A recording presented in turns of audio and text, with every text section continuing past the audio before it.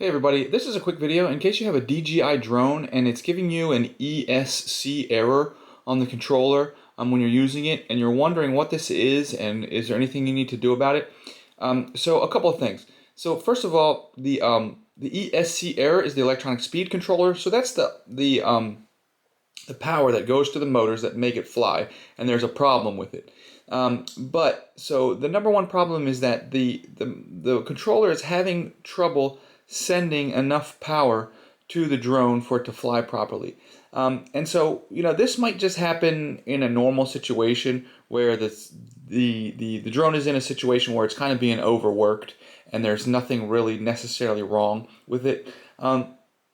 If the problem persists, there's a couple things you can do to try to get rid of it. One of the things is just to swap it out for fresh batteries. Your batteries might be getting old and not being able to provide enough power.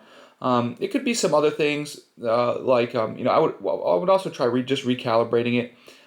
You could also be having some wiring issues or something like that. But most of the time, it's just going to be you're overworking your drone, or you need to replace batteries or fix a wire or something like that.